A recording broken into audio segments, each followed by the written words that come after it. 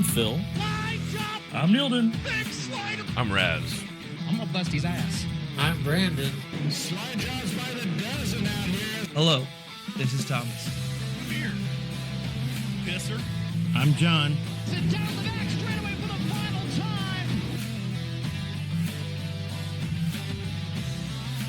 time. Ladies and gentlemen, boys and girls. This is Dirty Sliders Podcast. Let's feed them the right rear.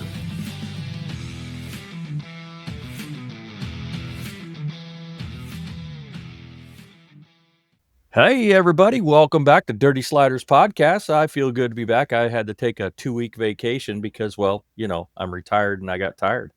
So we're back. We're going to be doing some talking, hanging out, having fun tonight. I think Raz is going to start out something with us. What you got, Raz? Well, I think this is a big story. It's probably bigger than what it's been getting covered. It's Travis Aarons' win in the high limit race. This might be the upset of the century in high limit. He is just a local guy. They ran in Wisconsin's 141 Speedway, and he pulled off a $26,000 victory. And this guy had never even entered a national touring event before. This is the first time he ever ran a touring event. He's only ran 2 partial seasons of 410. He'd only won twice before in his local 410 competition. Just a weekend warrior. He's a diesel mechanic, who climbs into a race car every now and then, and he beat the best there is. That is freaking awesome. Put a whooping on him. I love to hear stories like that. His winter circle interview was pretty awesome. He broke down in tears. He was really emotional, and was talking about the money they won. He goes, I probably spent a little bit too much money this off season, so this will go a long way towards Oopsie. he goes, None of us have done that. The quote I think was pretty cool. He's I've been eating a lot of top ramen lately, and I think I owe someone a little Roadhouse. Honey? Hey, Mama, we're going to go eat good tonight. You can get the steak. You can even supersize it. Tonight, I got to tell you, that $26,000 took 10% off of what I told you we spent. Oh, that's awesome. Never asked what I spent, Mama. Never asked. Yeah, I love to hear those stories, man. It's great to see a guy that's not one of the routine guys that goes out there every week and is, just running every week and all that. Come out there and just show those guys the rear bumper and put it and park it in the winter. Yeah, I mean, stand up, thump your chest, do donuts till you run out of fuel. I don't care. You deserve. Jump out, Superman's pose on the roof of your car. That's awesome. They Flow Racing did something kind of cool. They said, where does this rank amongst touring sprint car upsets? So obviously this includes World Outlaws, and it's mostly World Outlaws because High Limit hadn't been around a while, and it was memory lane for me for a little bit because one of them they talked about was Chuck Miller at California Silver Dollar Speedway in 1990. Chuck Miller was a decent California driver, and he won Gold Cup prelim night. It's considered an upset at that time. I was there for this one. Jason Statler at Santa Maria Speedway in 1999. He was a local Santa Maria, and he passed Steve Kinzer on lap 10. When you beat Steve Kinzer, you get to dance on the wing, baby. Yep. Yeah, Steve or Sammy. He is the greatest. Period. Yeah. How Kinzer usually towers over most guys. Not Statler. Statler was like 6'5", 280, if I remember right. He's a big dude. I don't know how he fit in a sprint car. A whole lot of grease. Gio Scelzi at Williams Grove in 2018. Gio Scelzi at 16 years old. He won. He beat all the Outlaws at Williams Grove versus a 50-car field, so that was pretty big. TJ Stutz at Williams Grove last year, he'd had 4 410 wins in 20 years of racing. He did enjoy a career best 3-win season in 2024, but winning July's Morgan Cup over eventual World Outlaw champ David Gravel is a memorable upset. He said those are all big upsets, but if the very first time you enter a national touring series race, you win, not against ducks. I mean, you beat the best there is. So You're right there, Neilton. I thought it was pretty awesome. Yeah, Just a little gas we had to get rid of. That is awesome stories, man. I love to hear that. You hear a guy coming out from nowhere, and I don't mean this in disrespectful, but a quote unquote no name coming in there and just putting an ass kicking on some people, man, and to pick their pocket, go in there and go, oh, that's my money, thank you very much, bye bye. Yeah, and I realize Travis probably won't see this, but hey, here's to you, bud. Here's to you. Good job. If I'm ever around, I got one for you. Yeah. Exactly. So what do we got next, guys? Next, Mr. Davenport at the Dream. Oh yeah, so that's I'm gonna take that one. Davenport at the Dream, man. He ran the Dream there and on one set of tires. One set of tires, guys. 100 laps. 100 laps on one set of tires. I mean, I want his tire bill this week At Eldora. at Which Eldora. is not an easy track or a No. small track. No, or a I mean, smooth track. and here's the thing: is he won it by 10 seconds. He won $100,000 by 10 seconds. So that's $10,000 a second. That's just phenomenal. On old tires. On old tires. So that brings And up the question. He's Mr. Eldora too. It's Yeah. 22 wins there at that track. And I'm sitting there, I was reading it, and he said, in the initial, he was, when I read the article there, he said in the initial beginning of the race, he was kind of running at the bottom, managing tires and stuff like this. And, they were talking about, sliding across and burning up tires and stuff. And he had to have a really good setup on the car. He had to be the type of driver that can feel his car and feel what his car is doing through the seat of his pants and know when he's burning off his tires. And let's take it back. Let's go here. Davenport. I mean, we're talking about Davenport. He's a great driver. Okay. I mean, I'm not going to take anything away. He's a great driver. They call him Superman for a reason. But here's the thing, guys. 100 freaking laps in a car making, oh my God, freaking horsepower. And he wins by 10 seconds for $100,000. And then it brings up the question. I mean, the guy that finished second put tires on, and he had the Jumbotron. He said, everybody's putting tires on. I'm going to jump in and put tires on too. He's finishing second. Davenport goes out there and doesn't change tires. And then, here's the question it was brought up. Should there be tire changes in dirt racing? I mean, what's y'all's take on it? This did bring up a bit of controversy, is should they be allowed to change tires for, should you be allowed pit stops, basically? Traditionally in dirt track racing, you don't. No.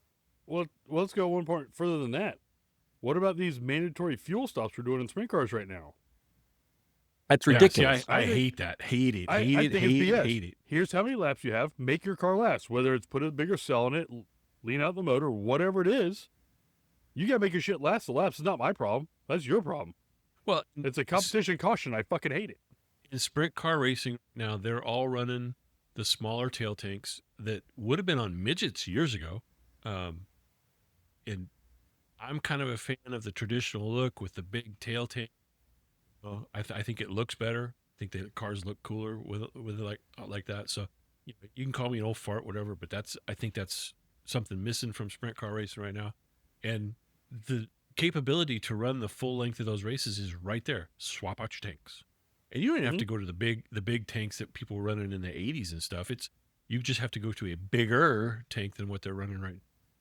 Yeah, I mean it's basically the equivalent of stage racing in NASCAR, which is a freaking joke. I mean, it's stage racing. It's a joke. Sprint cars. You get your balls out, you put your foot to the floor, you let that wing work, and you let that bitch eat. And bring it all. And if you didn't win, bring more next week. Put bigger tanks on them, boys. Let the fans enjoy a race. That's my opinion. I think the part of the things the fans could enjoy is, hey, is this guy gonna make it? This guy gonna make it on fuel? Did they put enough in? Did he lean it out right? Did they tune the motor right? Is he managing his throttle? It's all things that are valid. On a methanol car, man. Methanol, you eat fuel for sure. Yeah. Oh yeah. Yeah. I mean, yeah, exactly. So I'm wholeheartedly against competition costing to add fuel. I'm mildly against changing tires. I think if you're gonna change tires for a 100-lap race, then do make that a competition caution so it levels the field. But I think you would have better. I think you'd have better racing if you don't do it. Right. No, you want to change tires? That's on you. I'm not going to stop the show for you to put tires on. Yeah, I mean, and this race was a classic example of that. They did not stop the show for anybody to change tires. They made that choice. I will say this: changing both rear tires on a late model, the way their suspension setup is, that ain't easy, because one side will hang a whole lot lower than the other if you jack their rear end. I was gonna say, so what'd they do? Go under with 2 jacks and catch on each side and jack them both up equally? Unfortunately, and I'll shit on Flow Racing a little bit for this. I couldn't watch the race. It was Me either. Unstreamable for me. For me too. So buffered, so I didn't get to see. Yeah. I almost went up to Eldora to watch, because it's 3.5 hours from here, so it's not a terrible drive. But the weather didn't look great. I wasn't sure they were going to get it in. So I just made the call not to go up there on a potential rain. So I missed out. I could have seen it live. All right. So what do we got? We got Rico and an outlaw for Rico's number one fan. I don't know if I'm number one, but I'm in the top 10%. We'll say. I will say that too. Yeah, High Limit rained out, so he said, "Hey, let's go be an outlaw. Let's go play with the Outlaws." I think the term you're looking for is nut swinger. Oh, hey, call it what you want. That's a low bar to hit, but yeah. I'll take it. Hey, What it's gonna be. I'm pretty sure his nuts would be a low blow. Yeah. So High Limit's rained out, so they made the call early, and he decided to load up his gear, leave it loaded, and head out and race at, I think it was Wisconsin. Cheesetown. Got there with, the race trailer and was told, hey, welcome.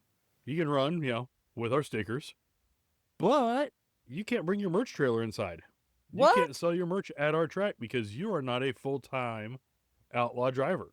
Well, that's horse pucky. So, foo on you, World of Outlaws. Because you had an actual outlaw come in and you said you can't come play in our sandbox like that. So I think that's kind of jacked up.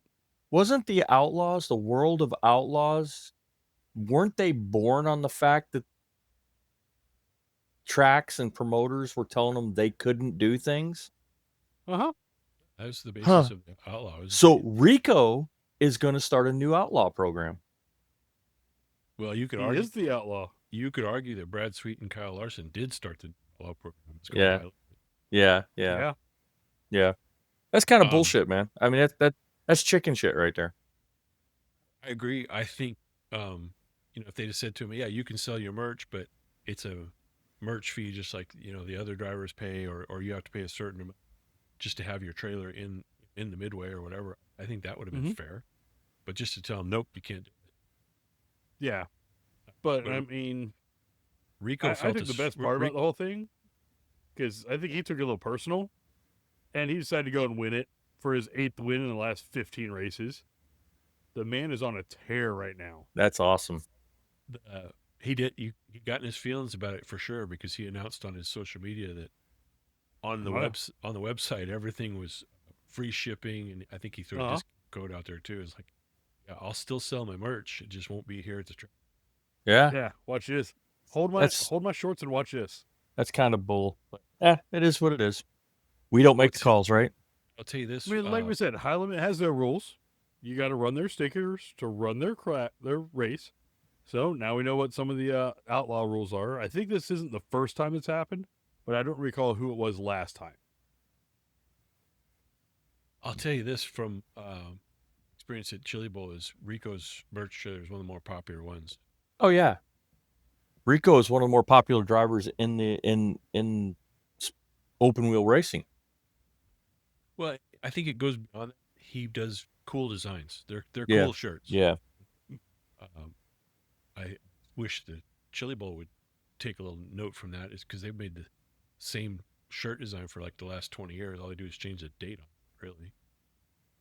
There's that. It's like make something cool. All right. And then also, Larson had a little hiccup while he was chasing Rico. Right, He got up in the fence. all by his lonesome. All by himself. I know what had a happened. hung money move. I know what Stepped on happened in that one. What you got? What you got? So the sprint cars are running smaller fuel tanks now, so they got to do the competition cautions, right? So what they did is they put a real tiny talent tank in Larson's, because Larson has a load of talent, so they had to put a real tiny one, and they just didn't put enough in there for him. They can put the smallest one available that they can fabricate under a microscope with a brain surgeon, and it's still more than the three of us got put together. Hey, I resemble that remark. Yes, we do. People were having kittens over the fact that he flipped right before the NASCAR race. Oh, is he going to be able to race on me? Anybody who saw that flip, yeah, he biked it up, got up in the fence, and just did like a little Tommy tip over. It was nothing as far as sprint car ranks go. Yeah, I mean, didn't pan it, didn't flat it. Probably got out 86 somersaults and throw the tail tank off. Did he get out and do the boogie boogie dance? No, no fire. Then there you go. So he's good. He didn't think he was Batman or nothing. I'm Batman. I've been there. Yes, it's on. Yeah. It's on video. We got to pull that up from the archives and find it and post it. It's all on YouTube. We can easily do that. Oh yeah. Yeah, rip it from the old channel. It's probably still on the computer from when I edited it. Oh Jesus. That was a long time ago. A minute ago. Yeah, that's back when T-Rex was a hatchling. Yeah. And then we had some controversy at the local track here in San Diego. Since all our local Barona racers abandoned us this week, Thomas is working on his car, or so he says, and Joe Bridger's at fucking around down in Mexico. And Brandon's got his Midol. Yeah. Brandon headaches. Does that make Jacina? Does that make Bridger an illegal alien? Oh, not yet. He's on a Undocumented travel visa. Undocumented. Well, if he doesn't make it back across, we'll know the answer. I had a buddy who went to Mexico on a hunting trip for 9/11. Oh, Jesus. That's a bad day to go hunting. We closed the border, remember? Yes, I do. I do remember that. He was down there for a week. Yeah. Waiting to come across. Yeah. Well, all right. find a nice little beach spot and find a little chica and, hang out. Well, if you guys don't mind, I'm going to steer this back to racing. And I'll talk about the Barona Dwarf Car Series that race that they used to be in for many moons. Many years. I raced in that series for many years. It was a lot of fun. It was a whole and Raz did too. I'm pointing at my camera like you good. Yeah, but I got to tell you what. I'm gonna throw out a shout out to Dan Varner. Man, he started on the pole. He led that race, and he did a really good job. I mean, his car was good. Looked like he picked up a little bit of a handling problem, and then unfortunately, as in we all know in racing, cautions happen, and he got into a little melee on the restart. From the video, it just he got caught into something and ended up wrecking out, and unfortunately, he could not continue the race. And then on the ensuing restart, Mike Tobiasen, man, he went out there and he waxed them. I mean, he put that car up on the cushion and just ran it around there with a big old asterisk next to it. Well, I'm gonna get there. You know, they always say that it's not always the fastest car that wins, and they always say that, you know, just because you finish first doesn't mean you finish first. So apparently, I personally didn't see it, and I want it to be clear to all of the Verona, all of the 10 of you that do watch our podcast. I am not in any way besmirching the racetrack, the officials, or any calls made. I did not personally, the angle of the video I watched, I did not see the jump, but Michael got called for jumping the restart. And as somebody who raced dwarf cars there, and I was very good on restarts, I got called on questionable restarts that were very close, in my opinion, too close to call. And Michael got tagged 2 spots. And then apparently Michael decided to... He forgot to say hi with his whole hand. He waved at a track official and did not use all 5 fingers. Yep. And at Verona, that's a big no-no, guys. I can tell you that because I got accused of doing that, and it didn't happen. At most tracks, that's a big no-no. Well, at Verona, it's a big no-no because we all know the starter of Verona, and he has made it clear.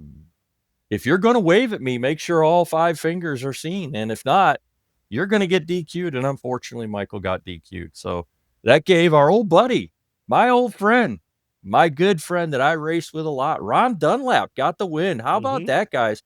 Ron Dunlap come out there and he got the win. Congratulations, Ron. I'm really happy to hear that and proud of you for going out there and showing us that the old guys still got it. Anybody else got an opinion on that about that restart? Well, shout out to Ron. Like I said, we both raced against him. He's a good guy. Super nice guy. You hardly ever see him without a smile on his face. Right. And he I give it to him. Absolutely. I also, as the kids say, give some flowers to Dan Varner because fast is fast, and he was fast enough to be leading that thing, which kind of caught me by surprise. I hadn't seen Dan be that fast, since ever, really since he started. Full backstory. Phil and I basically built his first car, and put him on the track. And so I'll give it up to him. You're fast. I hope you continue to get faster and get smoother. Yeah. Personally, from the video I saw, and it's not a great angle, but I think it's enough of an angle where you can tell. I don't think Michael Tobiasen jumped that start. Definitely, in my opinion, too close to call.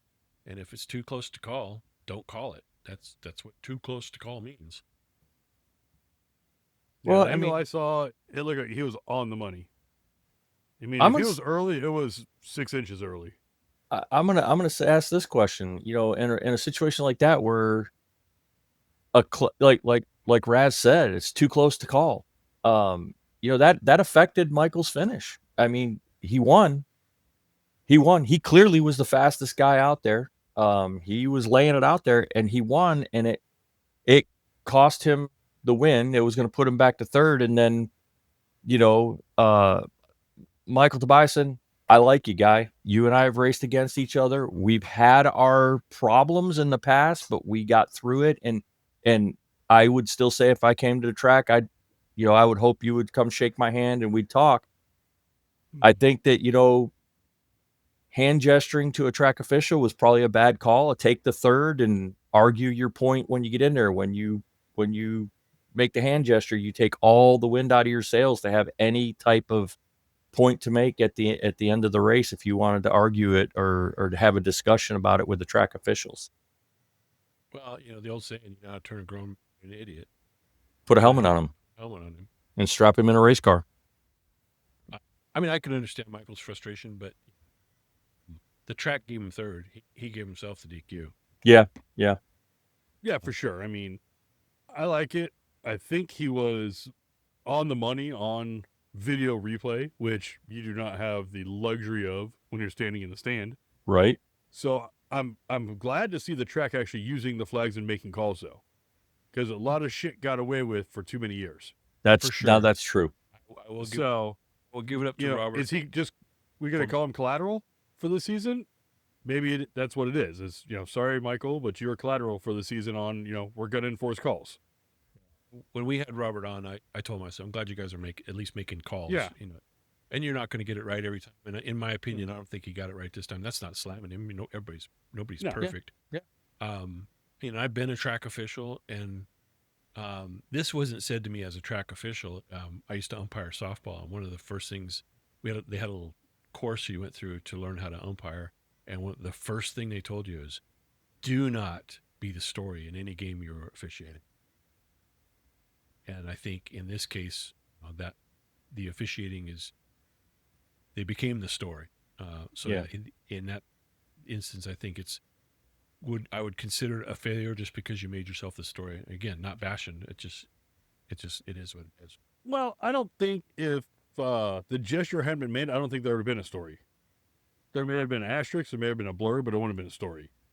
Yeah, true. I mean, if he just taken his lumps and gets put down to if third, he'd taken his medicine and gone, I don't think we would have been talking about it much. Well, and it might go further than DQ. He might be suspended for a race or two too.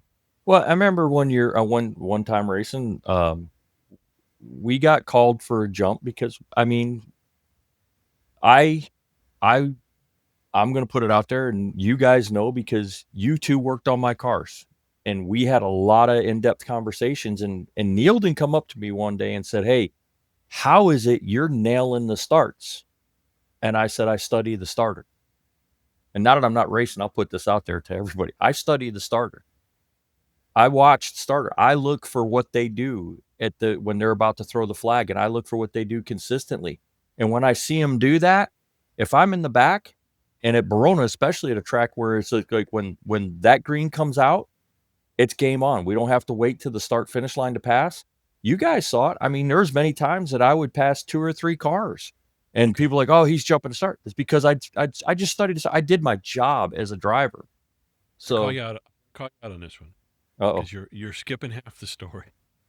So the starter, who's no longer the starter, his name is Brian, and he's living in North Carolina now, had a tell, and Phil picked up on his tell. I did. And also Bob Thompson had a tell. He had a tell too when he was a starter. He had a tell, and that's the thing is I would study the starter and I would look for their tell, what it is they did just before they flipped the light or threw the green. And as a driver, that's our job, guys. As a driver, that's your job. Your job is to capitalize on everything you can. In Michael's case, in the video I saw, do I think he jumped start? No. Was I at the track? Absolutely not. I'm Monday morning quarterbacking it. Michael brought the DQ on himself. Yeah, and Michael brought the DQ on himself by hand gestures. But again, Michael, like I said, I consider you a good person. I would consider you a friend. Maybe the next time, just don't throw the hand gesture. Take the third and take your case to the trial, to the appeals court. See, I always when I had my head about me, because sometimes I didn't have my. If I had an official where I disagreed with a call and I wanted to let him know, I just give him a thumbs up. Just good job, buddy. You're so smart. You fucking suck. The kill with kindness style. I showed you one finger, and it was the one you don't get mad about. You guys remember the night I got pulled to the infield, and it was Brian that pulled me in because they were yelling at me, because you guys remember when under cautions I would throw my arm out the window and let my arm hang out the window. For whatever reason, I did that, and they thought that I flipped somebody off, and they thought I flipped off one of the kids we were racing with, one of the minors. They're like, "You can't be flipping kids off." I'm like, "What are you talking about? I didn't flip anybody off." Yeah, that was an interesting night.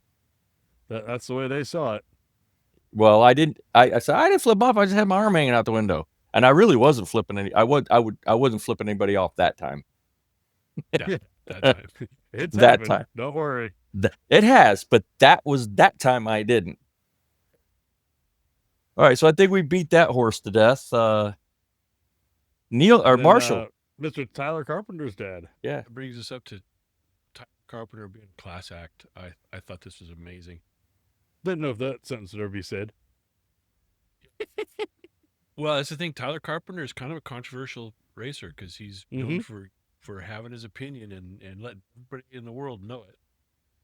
He has thrown his nuts out on the roof of his late model more than once in St. Louis at the Dome, and pissed some people off.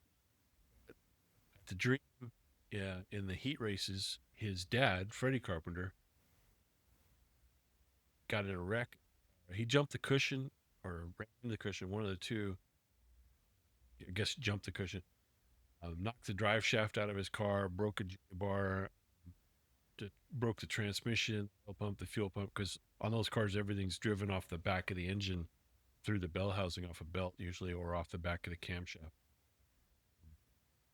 And so his car was done. They weren't going to get it back. And I guess before he even had it back to his pit, Tyler Carpenter with duct tape was putting the C4 number on his number 28, which C4 is his dad's number. And his dad's like, "Hey man, you don't have to do that. You know, you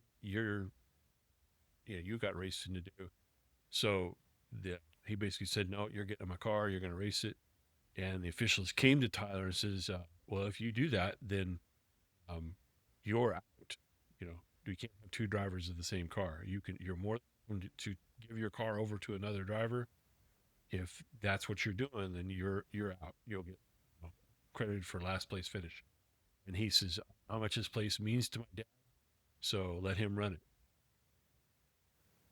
That's awesome. 2 thumbs up from the fat kid. I'll tell you what. I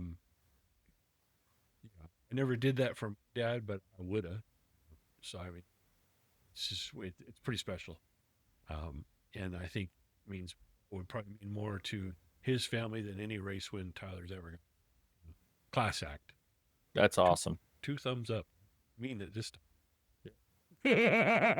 Or is it this 2 thumbs up now? Or is this No. These are real thumbs up. These are real thumbs up. These okay. I was just these confused. are I was like confused. Tyler, you're a good guy, man. So this is driver thumbs up, and this is officiating thumbs up. Yeah. This is officiating thumbs up. With 2 fingers? Yeah, like that. Or should we just bring this back for officials? Whoa. Hey, Good I'm keeping job, the one buddy. you don't like away. All right, I so showed you all except the one you don't like. so Neilden, a friend of the channel, Sugar Yeah. Shane. Tell us about Mr. him. Sugar Shane Sexton. Sexy Sexton. He loaned his Lightning Sprint out, I think a couple months ago now, for another driver to drive it. And it made spectacular noises and stopped making horsepowers. So he's had it down for a while and got a new bullet for it. While Shane was in the infield screaming, "Shift! Shift!" I was going to leave that part out. For the love of God, shift! There's a Grab second another gear in that thing. Yeah. On the chip out of the corner. That'll do that.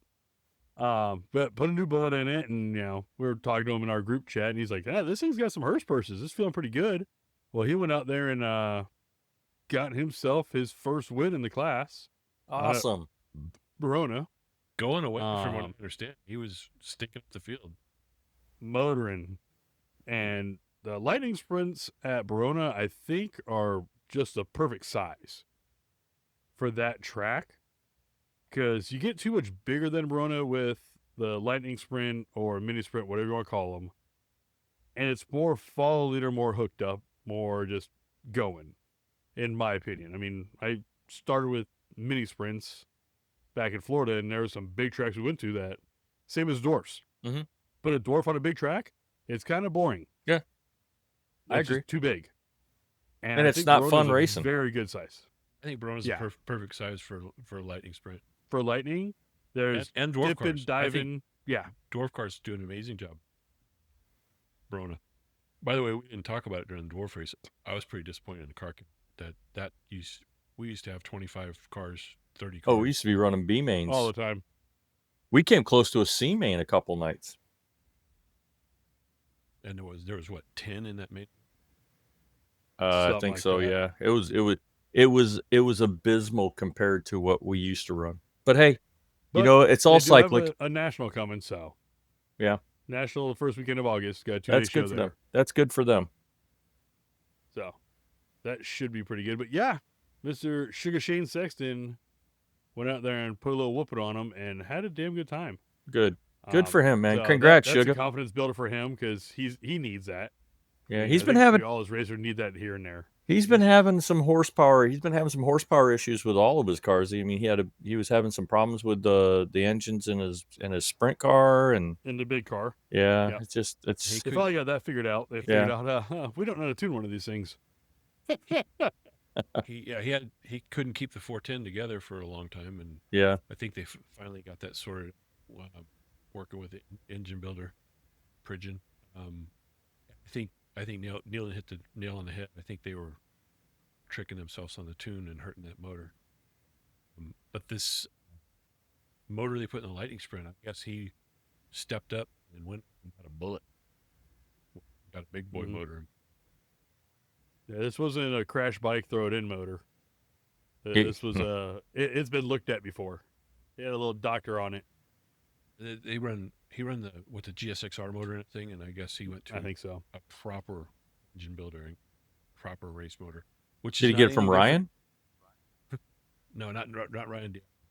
No. Somebody else. Oh. But Diotti builds a hell of a motor. He does. That man is props. He builds a hell of a motor, and he's a great shock guy. But I think Diotti mostly does dwarf motors, which are stock. Mm-hmm. The Lightning Sprint motors are not. The Lightning Sprint motors that they can do a lot to. And methanol. And they run on methanol.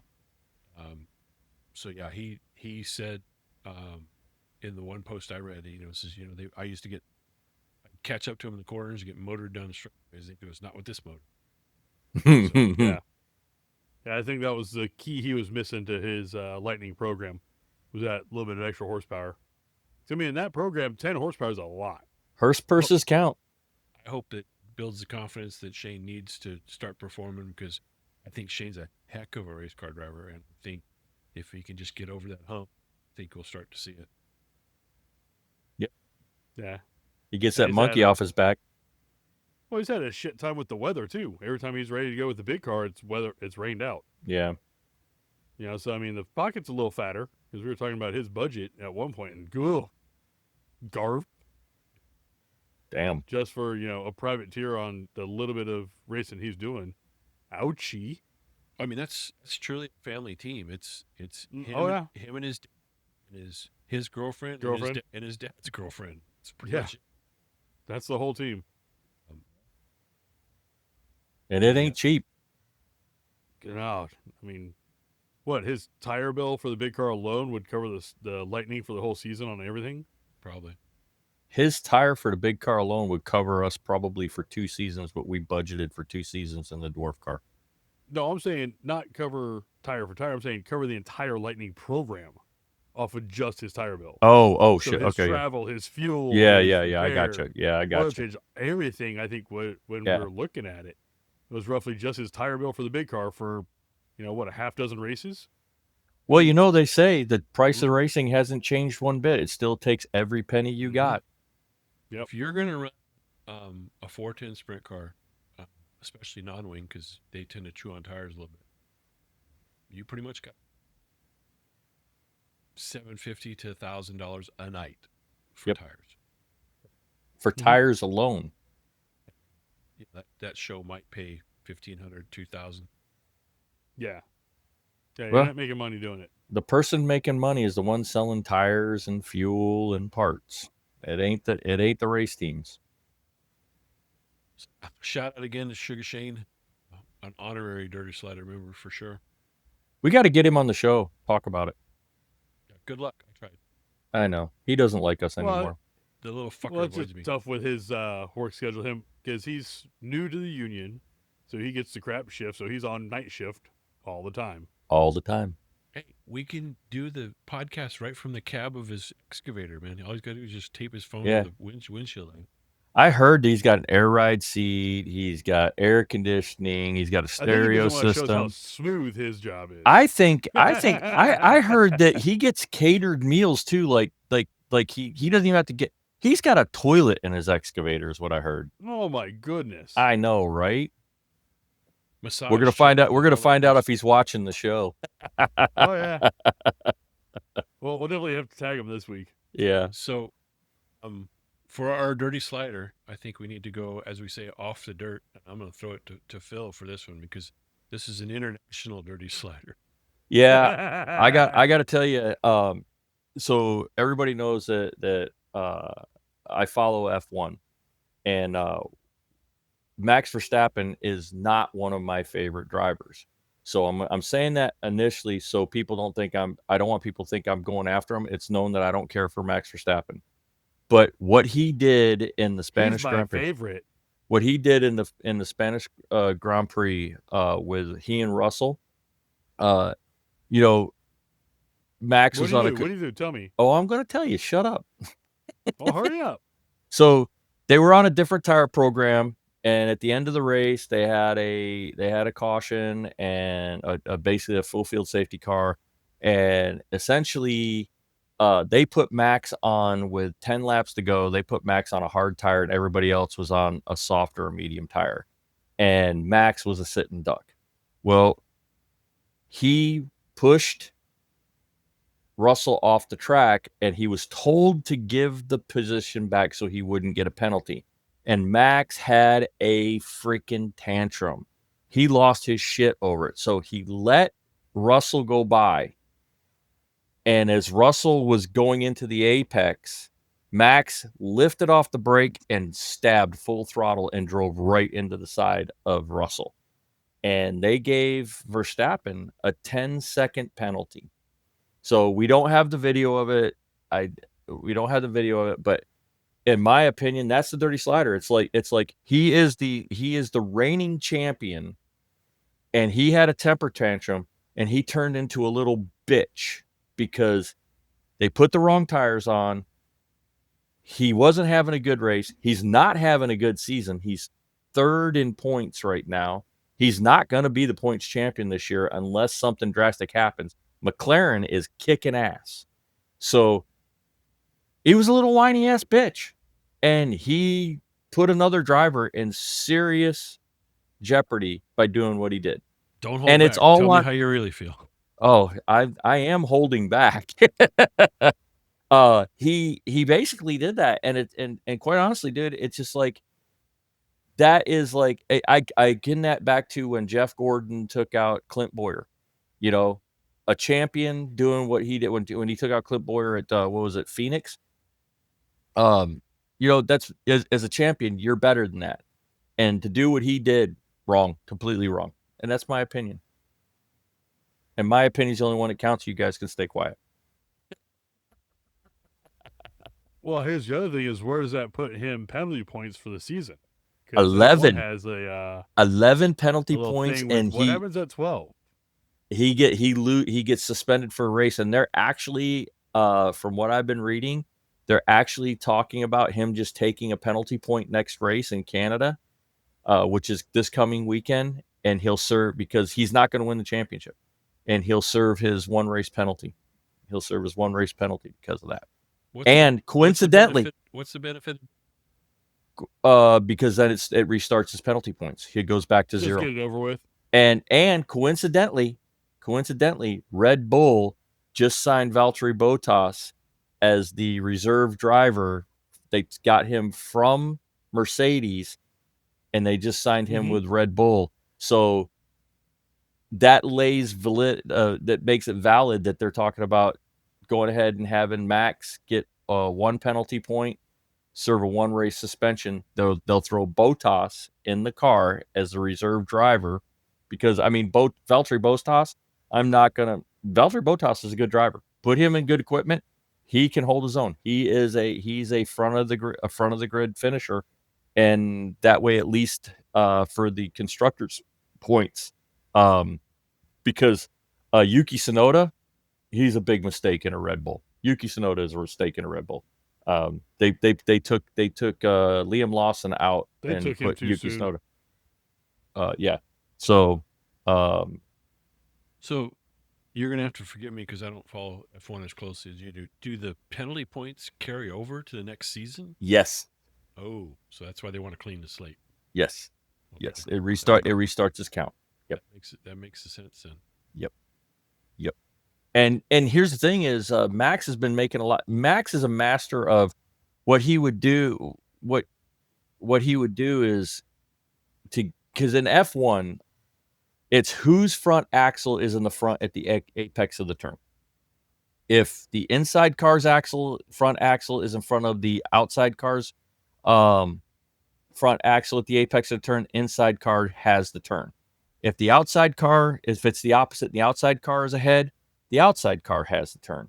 So what Max would do is he would brake and then he would lift off the brake and let his car shoot forward to get his axle in front so he could take the curve, take the apex and take the turn and push the driver off. And it makes it the other car's responsibility to lift because his axle would always be in front.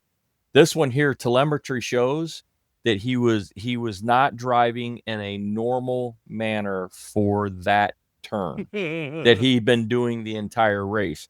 He got on the brakes because he was told to let Russell by. Russell got by, and then he lifted off the brake and stabbed full throttle and drove right into the side of Russell. So he does F1's version of a dirt track slide in the corner. Yeah, exactly. He does it. Yes. And so that's the off dirt segment. We're voting.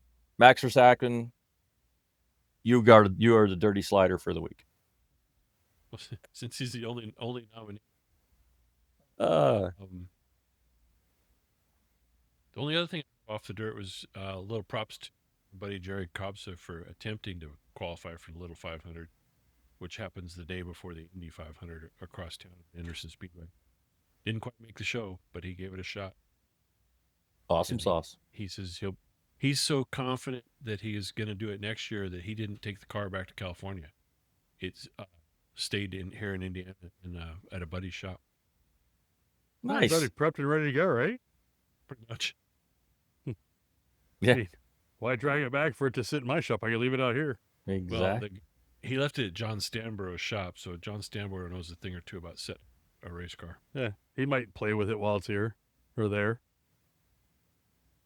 No one's ever even messed with somebody else's race car while they had it in their possession. Ever. Never. Ask Kevin Bates about the Zip zip ties on his drive shaft. He was not happy about that. Sometimes He did I not do find find it as funny as we I don't did. know why. I don't know. I think it's hilarious. He was a different dwarf than happy. He was super grumpy. Oh, did you put a cape on him too? Oh man, dude, I tell you what, when I walked up to his car and I was laughing and he wasn't, and the words that were coming out of his mouth, I'm a sailor and I was embarrassed by what he was saying. So, Kevin, just to let you know, it was me. I'm the one who did it. I go to Kentucky to kick his ass. I may have had some help from this guy. I don't know who you're pointing at. I can't tell because your screen is your screen. Yeah. Who are you pointing at? Neilden? Yeah. The chuckling one? Yeah. And I was the nominated to come up and deal with your mad ass. Hey, you were the driver of record. You take all of it. Yeah, I was responsible for everything you two knuckleheads did. Oh, speaking of driver and records and unfortunate incidents, the Baja 500 just happened over the weekend. One Chris Prevolde out of Utah qualified first, left the line first, and crashed first. Hey, it's a weekend of first. Yep. So how far in? No, 3 turns. Oh my God, that's embarrassing. Tore the I was whole watching- tore the whole right front corner off that trophy truck. Topped it off. when I was watching live views, what happened? They look at it from the inside, you see the shutter. You're like, huh? And everyone's, something had to have been broke during qualifying or pre-running or something like that, and they didn't catch it. Then I saw the outside shot, and basically he dropped the right front in a 40-inch ditch. That'll break them. 40-inch tire disappeared. That will break them. Yeah. So rain rut or what it was. Talked to another driver today. I was there and said that section was ugly with the way they had the tires buried in the ground and set up to try to lead the course. It was ugly for everybody, and he was just the first to find the hole. So he was trying to win it on the third turn. He wasn't even going fast for a trophy. I mean, it was quick. Were they on the smooth. asphalt? Was they on the asphalt or on the dirt? No, they do a ceremonial start in town now. Okay. And then they drive out of town for the actual start on dirt. Okay. This year was literally you're on the dirt and you start. Okay. It wasn't like they started on Highway 1 for a couple years. Oh yeah. Let's start the race with a 130 mile an hour jaunt. Yeah. Yeah, this they would year do started that in the dirt. When I was running with And it Fluger, was- that's what we did. Yeah. We would start on the asphalt. Fluger, you started in Ensenada. We started in Ensenada, yeah. The actual start was in Ensenada in front of the hotel. Yep. Who was it that slid into the crowd? Basically ended that deal. Oh, I Which can't one? remember. It wasn't that long ago. It was like 3 or 4 years ago. Oh, there've been a few that have done it. That's the thing. Yeah, they're amped up and on adrenaline and not the place to be there. I know Robbie Gordon came close one year. He made the whole crowd scatter. The first year I went down, there was a class 1 that went into Phil? the. Hey, Robbie. I know. No, my I first still year, don't like Baja you, Robbie. Class 1 went into the ditch, took out a policeman, took out a light pole, stopped the race for about 45 minutes. Yeah. So it's not uncommon, unfortunately. So I agree with the ceremonial start and ceremonial finish that they're doing in town now. I think it takes away a bit of the aspect from the driver. But from a safety standpoint, I gotta agree with it. Yeah. Well, since we went completely off the rails, I think we can bring it to a stop Hey, we there. went back to dirt. We got back to dirt. And Mr. Brock Hager, another win overall UTV. The man is a machine. I think he was 6th overall for 4-wheel drive vehicles. There's some cute videos of the little one chasing the big one as he's running down trophy trucks in a Polaris Razor. Jeez. Yeah. It's a $140,000 Razor chasing down $500,000 and $1 million trophy trucks. Yeah, more like 2 million probably. He wasn't getting the Masons yet, but he was right behind the other ones. I don't remember all our socials. Dirty Sliders on Facebook. Dirty dot sliders on something else. Yeah. Okay, sorry, John. We dropped the ball. But they'll be We'll have to write it down. They'll be linked down below. If you feel like helping us out, go on to Patreon and subscribe there. As soon as we get some regular Patreon subscribers, we're going to start doing exclusive content. That's also where you can find our T-shirts for sale, stickers, and we'll write the occasional story. Wait We'll a minute. get there. I got to learn to write. Thanks for watching. Thanks for listening. Like, comment, Thanks for taking your time to subscribe. spend time with us. We appreciate you. We've been throwing the idea around of having a viewer free for all, bringing everybody onto the Zoom style format we have here and bring it in. So if that's something you guys want to do, post up in the comments. We might do it. Get all dozen of our viewers in here. Mm-hmm. I think the server can handle it. Great show. Gentlemen, great seeing you. All right, Glad guys. to have you boys. Everybody. The ones that are working the race cars, get them right so you can finish. Put new starters in everything. Think of